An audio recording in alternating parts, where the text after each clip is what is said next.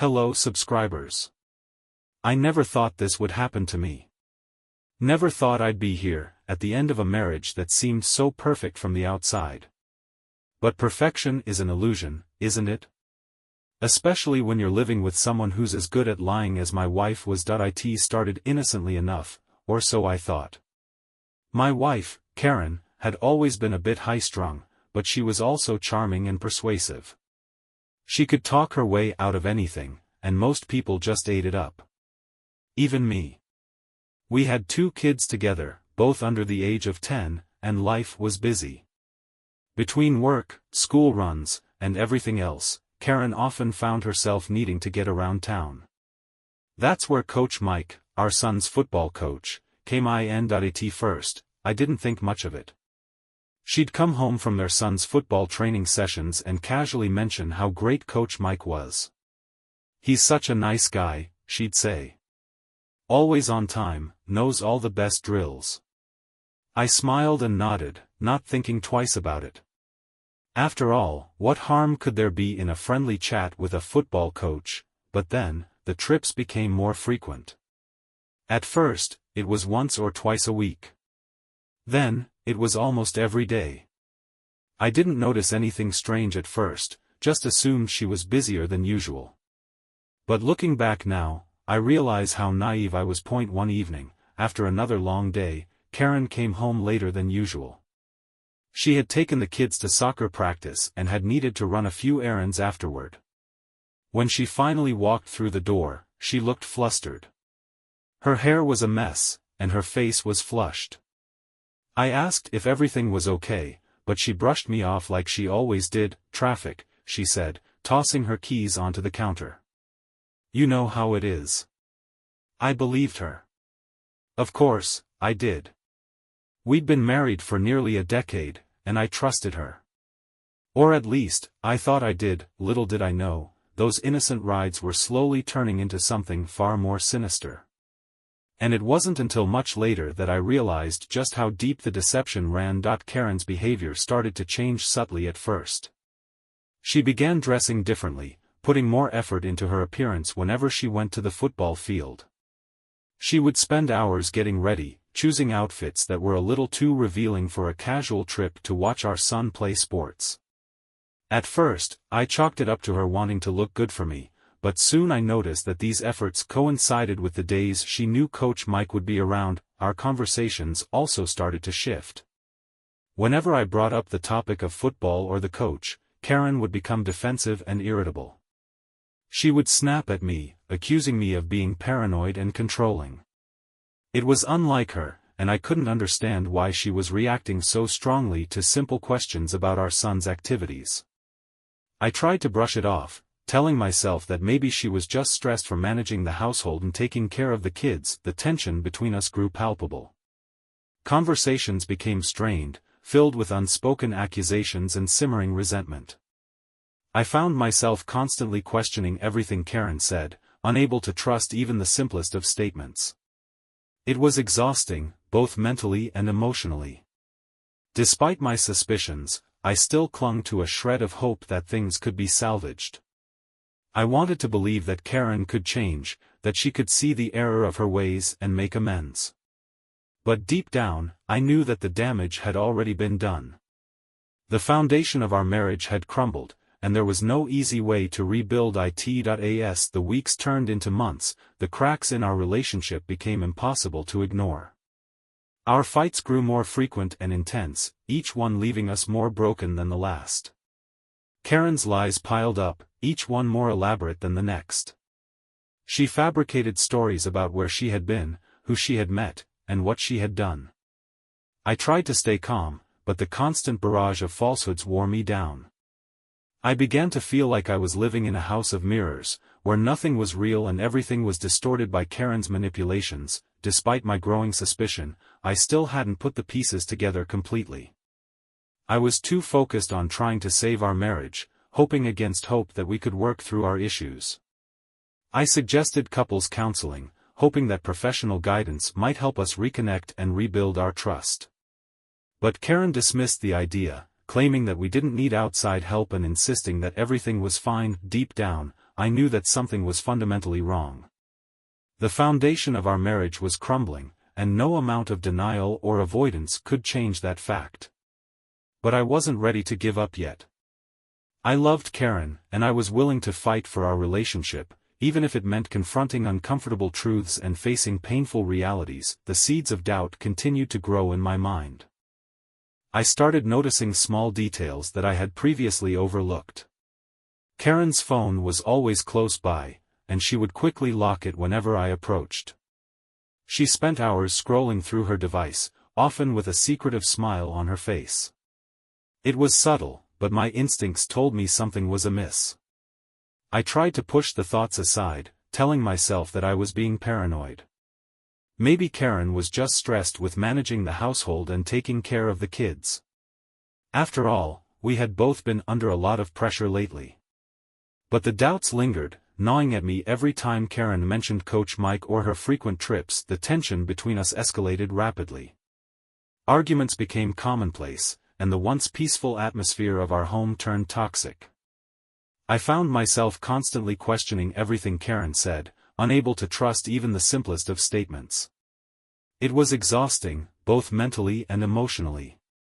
Despite my suspicions, I still clung to a shred of hope that things could be salvaged. I wanted to believe that Karen could change, that she could see the error of her ways and make amends. But deep down, I knew that the damage had already been done. The foundation of our marriage had crumbled, and there was no easy way to rebuild it. In the midst of this turmoil, our children remained blissfully unaware of the storm brewing between their parents. They continued to thrive, finding joy in their daily routines and activities. Our son's passion for football grew stronger, and he eagerly looked forward to his training sessions with Coach Mike. I watched him play, feeling a mix of pride and unease. On the surface, everything seemed normal, but beneath the surface, the cracks in our family were widening. As the days passed, I found myself increasingly preoccupied with Karen's behavior. I noticed that she was spending more and more time away from home, often citing vague reasons for her absences. She would leave early in the morning and return late at night, always with a hurried excuse about errands or meetings. I tried to confront her, but she would brush me off with dismissive comments and accusations of mistrust. The distance between us grew wider, and I felt powerless to bridge the gap. Despite the mounting tension, I remained resolute in my determination to protect our children from the chaos surrounding them. I focused on providing them with stability and love, ensuring that they had a safe and nurturing environment to grow up in. I enrolled them in extracurricular activities, spent quality time with them, and made sure they felt loved and supported. Through patience, understanding, and unwavering devotion, I helped them navigate the complexities of our fractured family dynamic. As the situation continued to deteriorate, I found myself caught in a cycle of endless conflict and emotional turmoil. Karen's vindictiveness knew no bounds, and she employed every tactic at her disposal to undermine my parental rights. She filed multiple appeals, attempting to overturn the custody agreement and gain full custody of the children. Her relentless pursuit of revenge left me exhausted and demoralized. I remember that day vividly. It was a crisp autumn afternoon, the kind where the air feels just cool enough to make you want to wrap your scarf a little tighter around your neck. I had taken the day off work, planning to surprise Karen and the kids at their son's football practice. It had been a while since I'd seen our boy play, and I thought it would be a good opportunity to reconnect with my family. The drive to the field was peaceful, the golden leaves of the trees lining the streets creating a picturesque scene. I hummed along to the radio, feeling an uncharacteristic sense of optimism. Maybe this would be the start of something new, a chance to rebuild what we had lost over the past few months. I could almost feel the tension between us easing, replaced by the warmth of shared memories and renewed affection. As I pulled into the parking lot, I spotted Karen standing near the sidelines, her eyes fixed intently on the field. She looked stunning, as always, her hair cascading down her shoulders in soft waves, her figure accentuated by a form-fitting jacket and jeans. For a moment, I forgot all about the doubts and suspicions that had been gnawing at me for weeks. She looked so natural, so at ease, standing there watching our son run drills under Coach Mike's guidance, that I decided to stay hidden for a bit, watching from the car. I wanted to see them interact without her knowing I was there. Maybe this would give me some clarity, help me understand why she had been acting so strange lately. I watched as Coach Mike approached her, his broad shoulders and confident stride drawing attention from everyone around him. He smiled at her, that charming smile that seemed to disarm everyone he met, and they began chatting animatedly. At first, it seemed innocent enough. They laughed together, exchanging pleasantries as they watched the kids practice. But then, something shifted. I saw Karen lean in closer, her hand brushing against Coach Mike's arm as she said something, her voice barely audible from where I stood. His response made her laugh, a flirtatious, girlish giggle that sent a chill down my spine. My stomach twisted in knots as I realized the nature of their interaction wasn't as innocent as I had initially assumed. The practice session ended sooner than I expected, and the kids started filing off the field, heading towards their parents. I quickly got out of the car and joined Karen, trying to mask my unease with a forced smile. "Hey, honey," I said, wrapping my arm around her shoulder. "Great game today." She stiffened slightly at my touch but quickly recovered, plastering on a fake smile. "Yeah, it was. You should have seen the boys, they were amazing." Her words felt hollow, like she was reciting a script rather than speaking from the heart. I tried to shake off the uneasy feeling, telling myself that I was overreacting. Maybe they were just friends, after all. But deep down, I knew something was wrong. That we stayed for a while longer, chatting with other parents and congratulating our son on his performance. As the crowd thinned out, Karen mentioned that she needed to talk to Coach Mike about something important regarding our son's training schedule. Without thinking much of it, I agreed to wait in the car while she went to speak with him. Minutes turned into hours, and I found myself growing increasingly restless. Where was she? What could possibly take this long? A nagging suspicion tugged at the back of my mind, urging me to investigate.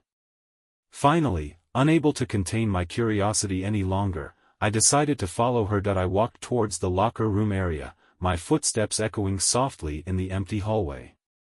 The sound of muffled voices reached my ears, and my heart raced as I recognized Karen's distinctive tone.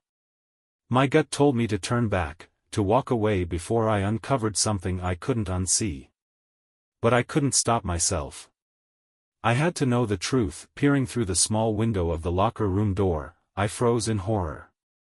There, in the dim light, was Karen, locked in a passionate embrace with Coach Mike. Their lips were fused together, hands roaming each other's bodies as if they were the only two people in the world. My blood boiled, my vision blurring with rage and disbelief. How could she do this to me? To our children? I stumbled backward, my legs weak beneath me. The betrayal cut deeper than I ever thought possible. All those nights spent wondering where she was, all those lies and excuses, it all made sense now. She had been cheating on me, right under my nose, with the very man I trusted to guide our son. Before I could process my thoughts, the door swung open, and Karen stepped out, her face flushed and her clothes disheveled. She froze when she saw me standing there, her eyes widening in shock and panic. What are you doing here?" she stammered, her voice trembling that I couldn't find the words to respond. My mind was a whirlwind of emotions, anger, sadness, disgust, all swirling together in a toxic mix. Coach Mike appeared behind her, his expression shifting from confusion to guilt as he realized the gravity of the situation. "We weren't," Karen began, her voice faltering. "It's not what it looks like." I let out a bitter laugh, the sound harsh and grating in the silent hallway. "Not what it looks like? You're having sex with our son's football coach in the locker room, Karen. How can you possibly explain that away?" Her face crumpled, tears welling up in her eyes. "Please, John, you don't understand. It was just a mistake. It meant nothing." "A mistake?" I spat, my voice dripping with venom. "You've destroyed our marriage, Karen. Our family. And you call it a mistake?" Coach Mike, sensing the danger of the situation, tried to intervene. "Look, man, it's not what you think. We didn't mean for this to happen, shut up," I roared, turning my glare on him. "This has nothing to do with you." Karen lunged at me, her nails digging into my arms. "You don't understand. He means nothing to me. It was just a fling." "A fling?" I shoved her away, my patience completely gone. "You've betrayed everything we built together, Karen. And you expect me to believe it was just a fling?" With that, I stormed out of the locker room, leaving her screaming behind me. The sound of her hysterical cries echoed through the halls, but I didn't care. I couldn't bear to hear another word from her lying mouth. As I drove home, the weight of the betrayal settled heavily on my shoulders. My mind raced with questions, each one more painful than the last. How long had this been going on? Was there anyone else? Did the kids know? The answers eluded me, but one thing was clear: I couldn't go on living this lie any longer. That night, I sat down with the kids, gently explaining that Mommy and Daddy were going through a rough patch. I didn't tell them the full extent of Karen's betrayal, knowing it would only hurt them more. But I promised to do everything in my power to protect them, to ensure they had a stable and loving environment to grow up in. The next morning, I filed for divorce. It was a painful and heartbreaking decision, but I knew it was the only way forward. Karen fought me tooth and nail, using every legal maneuver at her disposal to delay the process and complicate the situation. She contested every aspect of the settlement, from asset division to child custody, making it clear that she had no intention of cooperating, but I refused to back down. I presented the evidence of her infidelity to the court, demonstrating that she was unfit to raise the children in her current state. The judge reviewed the case carefully, taking into account the best interests of our kids, and ultimately granted me primary custody. The victory was bittersweet. I knew that I had won the battle, but the war was far from over. Karen's vindictive nature ensured that she would continue to cause trouble and create chaos wherever she went. But I was prepared for whatever challenges lay ahead, knowing that I had the strength and determination to overcome them. As the days turned into weeks, the reality of our shattered marriage sank in. Karen's behavior became increasingly erratic, lashing out at me, accusing me of spying on her and invading her privacy. Her volatile mood swings and hysterical outbursts made it impossible to have any meaningful conversation with her. Despite the mounting tension, I remained resolute in my commitment to protecting our children from her toxic influence. The days that followed the discovery were a blur of chaos and heartache. I was consumed by a whirlwind of emotions: anger, betrayal, grief, and it felt like my world had crumbled around me. Every time I closed my eyes, all I could see was Karen and Coach Mike in that locker room, their bodies entwined in a grotesque mockery of love. It was a nightmare I couldn't wake up from. Karen's reaction to the divorce proceedings only made things worse. She fought me at every turn, throwing tantrums, making wild accusations, and trying to turn the kids against me. Her lies became more elaborate with each passing day, as if she believed that sheer volume of deceit could somehow absolve her of her actions. She accused me of being paranoid, controlling, and even abusive, painting herself as the victim in our fractured relationship. One evening, after yet another heated argument, Karen stormed out of the house, slamming the door behind her. The kids looked terrified, huddled together on the couch, their eyes wide with fear. I knelt down beside them, trying to offer some semblance of comfort. "Everything will be okay," I promised, though I wasn't entirely sure if I believed it myself. "Mommy's just upset right now." Lily, our 8-year-old daughter, clung to me, her small arms wrapped tightly around my neck. "Why does Mommy keep yelling, Daddy? Why is she so angry?" I stroked her hair gently, searching for the right words. "Sometimes grown-ups have disagreements, sweetheart. But no matter what happens, I'll always take care of you and your brother." Max, our 6-year-old son, looked up at me with tear-filled eyes. "Will Mommy come back?" I hesitated, unsure how to answer. The truth was, I didn't know. Karen's behavior had become increasingly erratic, and there was no telling when, or if, she would return. But I couldn't bear to see the fear in my children's eyes, so I gave them the reassurance they needed. Of course she will, buddy. We're all going through a tough time right now, but we'll get through it together. Despite my efforts to shield the kids from the worst of it, they were picking up on the tension between their parents. Their innocent questions cut deep, reminding me of the pain and betrayal that lay at the core of our broken family. I knew I had to stay strong for their sake, but it was becoming harder with each passing day. As the weeks dragged on, Karen's mental state continued to deteriorate. She stopped showing up for her scheduled visits, claiming various excuses: illness, work emergencies, car troubles. But I knew the truth. She was spiraling into a deep depression, unable to cope with the reality of her situation. Her desperation and instability were palpable, and I knew that she was teetering on the edge of a complete breakdown. One afternoon, I received a shocking phone call from the school principal. "Mr. Thompson, we've had some concerns about Lily's behavior lately. She seems withdrawn and anxious, and she mentioned something about her mother being gone." My heart sank. I had tried to shield the kids from the worst of the drama, but it was clear that they were picking up on the tension between their parents. I thanked the principal and promised to address the issue. That evening, I sat down with Lily and Max, gently asking them how they were feeling. Lily hesitated at first, but eventually opened up. "I miss Mommy," she whispered, her lower lip trembling.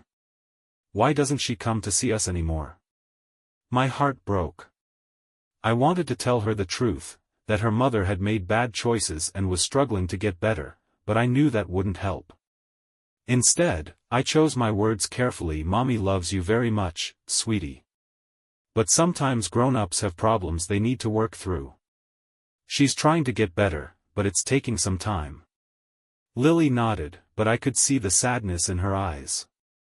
I hugged her tightly, promising to do everything I could to make things better. The emotional toll of the situation weighed heavily on me.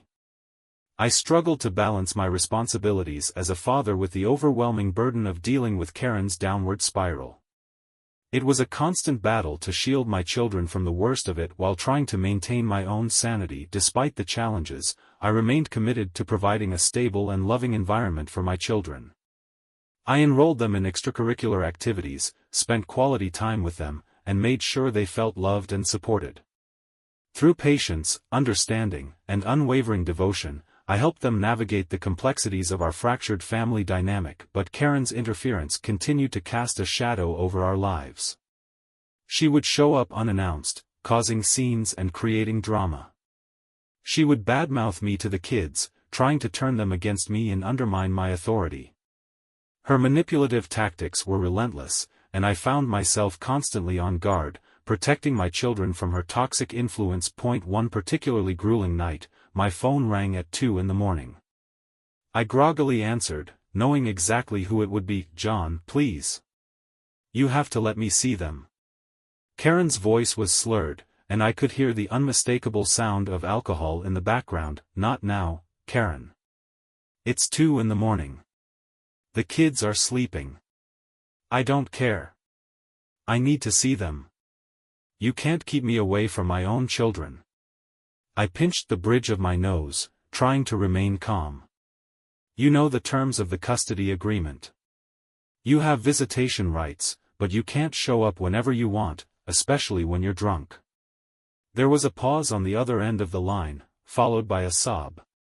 "You're ruining my life, John. You're taking everything from me." "You're doing that to yourself," I said firmly. "Now go to bed and sober up. We'll talk in the morning." I hung up the phone, feeling a mix of pity and frustration. Karen was unraveling before my eyes, and there was nothing I could do to stop it.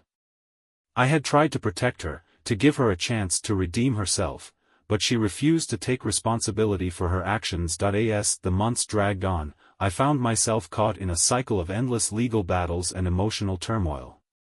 Karen's vindictiveness knew no bounds, and she employed every tactic at her disposal to undermine my parental rights. She filed multiple appeals, attempting to overturn the custody agreement and gain full custody of the children. Her relentless pursuit of revenge left me exhausted and demoralized. Amidst the chaos, I sought therapy for myself and the kids, hoping that professional guidance might help us navigate the emotional fallout of the divorce. The therapist provided valuable insights and coping strategies, helping me develop a framework for addressing the children's concerns and fostering a supportive environment. Despite my efforts, Karen's behavior continued to worsen. She became increasingly unstable, exhibiting signs of severe depression and anxiety. She would lash out at me during their supervised visits, making wild accusations and threatening to take legal action against me. Her desperation and instability were palpable, and I knew that she was teetering on the edge of a complete breakdown. As the legal battles with Karen continued, I remained steadfast in my commitment to protecting my children. I worked closely with my lawyer to ensure that Karen adhered to the terms of the custody agreement, minimizing her disruptive influence on our lives. Though the process was arduous and emotionally taxing, I persevered, driven by my unwavering dedication to my family. The years that followed were a crucible of fire, testing every ounce of my resolve and strength. I had faced betrayal, deception, and heartbreak, but through it all, I remained steadfast in my commitment to our children. Our lives had been shattered, but from the ashes, we began to rebuild. Karen's descent into madness continued unabated. She became increasingly unstable, her behavior erratic and unpredictable. Her attempts to regain control over our lives grew more desperate with each passing day. She would show up unannounced, causing scenes and creating drama. She would badmouth me to the kids, trying to turn them against me and undermine my authority. Her manipulative tactics were relentless, and I found myself constantly on guard, protecting my children from her toxic influence. One particularly grueling night, my phone rang at 2 a.m. Again. I groggily answered, knowing exactly who it would be. "John, please. You have to let me see them." Karen's voice was slurred, and I could hear the unmistakable sound of alcohol in the background. "Not now, Karen. It's 2 a.m. The kids are sleeping. I don't care. I need to see them. You can't keep me away from my own children." I pinched the bridge of my nose, trying to remain calm. "You know the terms of the custody agreement. You have visitation rights, but you can't show up whenever you want, especially when you're drunk." There was a pause on the other end of the line, followed by a sob. "You're ruining my life, John. You're taking everything from me." "You're doing that to yourself," I said firmly. "Now go to bed and sober up. We'll talk in the morning." I hung up the phone, feeling a mix of pity and frustration. Karen was unraveling before my eyes, and there was nothing I could do to stop it. I had tried to protect her, to give her a chance to redeem herself, but she refused to take responsibility for her actions. As the months dragged on, the legal battles with Karen continued. She filed multiple appeals, attempting to overturn the custody agreement and gain full custody of the children. Her relentless pursuit of revenge left me exhausted and demoralized. But I persevered, driven by my unwavering dedication to my family. Through patience, understanding, and unwavering love, I helped my children navigate the complexities of our fractured family dynamic. Despite the hardships, I drew strength from my unwavering commitment to our family, determined to build a brighter future for myself and our children. I sought therapy for myself and the kids, hoping that professional guidance might help us navigate the emotional fallout of our broken relationship. The therapist provided valuable insights and coping strategies, helping me develop a framework for addressing the children's concerns and fostering a supportive environment. As time passed, I settled into a new routine, embracing the opportunities and challenges that came our way. I established new traditions, creating memories and experiences that strengthened our bond. My love and devotion provided a solid foundation for their growth and development, fostering an environment of love, security, and happiness. Despite the scars of the past, I found peace in the knowledge that I had done everything I could to protect our family. Our children grew up strong and resilient, aware of their mother's mistakes but grateful for the stability I provided. They thrived under my care, developing into confident, compassionate individuals with bright futures ahead, but I wasn't content to let Karen continue her destructive path without consequence. I had reached my limit. It was time to make her pay for what she had done. I started by ensuring that Karen's reputation was irreparably damaged. I gathered evidence of her infidelity, her lies, and her instability, and shared it with anyone who would listen, her friends, her colleagues, even the parents of our son's former teammates. I made sure everyone knew the truth about her, exposing her for the liar and manipulator she truly was. Next, I turned my attention to her financial situation.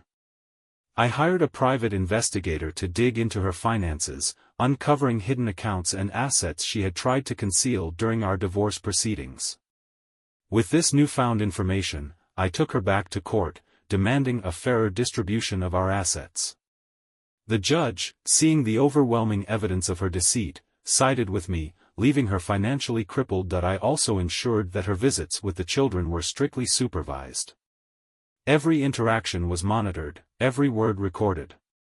If she so much as raised her voice or attempted to manipulate them, the visit was immediately terminated. I made sure that she understood that her access to our children was entirely contingent on her behavior, and if she wanted to maintain any semblance of a relationship with them, she needed to clean up her act. Karen fought back, of course. She accused me of being vindictive, of using our children as pawns in some twisted game. But the evidence spoke for itself, and the court saw through her lies. Slowly but surely, her influence over our lives diminished, until she was little more than a distant memory. In the end, I made Karen's life miserable.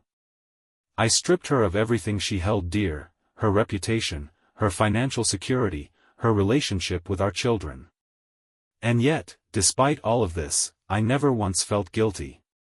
She had brought this upon herself, with her lies, her betrayal, and her selfishness. She had destroyed our family, and now she was paying the price. As the years went by, I watched our children grow and flourish. They excelled in school, made friends, and pursued their passions. They were happy, well-adjusted kids, thanks in no small part to the stable and loving environment I had worked so hard to provide. And though I missed having Karen in my life, at least the version of her I had once known, I knew that we were better off without her. The pain of her betrayal still lingered, but it no longer defined me. I had moved on, built a new life, and found peace. One evening, as I sat on the porch watching the sunset, Lily came up beside me, her face lit up with excitement. "Daddy, guess what?" she said, her voice filled with joy. "We won the science fair today." I smiled, pulling her close. "That's amazing, sweetheart. I'm so proud of you." Max joined us, his arms wrapped around my leg. "And Coach Thompson says I'm getting really good at football." I chuckled, ruffling his hair. "Well, it looks like we've got a couple of champions on our hands." As I looked at my children, I realized that despite everything we had been through, we had come out stronger on the other side. Life hadn't been easy, but we had survived, and thrived. And as I gazed out at the horizon, I knew that whatever challenges lay ahead, we would face them together, as a family. Because in the end, that was all that mattered. Years later, as I reflect on those tumultuous times, I realize that they shaped me in ways I never imagined. I learned the true meaning of resilience, the power of love, and the importance of standing up for what is right. Our family had been torn apart, but from the wreckage, we had rebuilt something beautiful. Something real. And though the scars of the past would always remain, they no longer haunted me. Instead, they served as a reminder of how far we had come. Karen, for her part, disappeared from our lives. She eventually moved away, unable to bear the weight of her own choices. I heard rumors that she had gotten her act together, that she had finally taken responsibility for her actions. But I didn't dwell on it. What mattered was that she was no longer a part of our lives, and that our children were safe, happy, and thriving. As for me, I found peace. I remarried, to a woman who loved and supported me in ways I never thought possible. Together, We built a new family, one founded on trust, honesty, and mutual respect. And though I would always carry the lessons of my past with me, I was ready to embrace the future with open arms, because in the end, life isn't about perfection. It's about growth. About learning from our mistakes and becoming better because of them. And though the road had been long and difficult, I had emerged stronger, wiser, and more grounded than ever before, and as I look toward the horizon, I know that whatever challenges lie ahead, I am ready to face them. Because I have learned that true strength comes not from avoiding hardship, but from overcoming it, and with that knowledge, I step forward into the future, ready to embrace whatever life throws my way. I don't wish anyone else to go through what I went through, because it's a real hell. But life goes on, and I've become even stronger and smarter.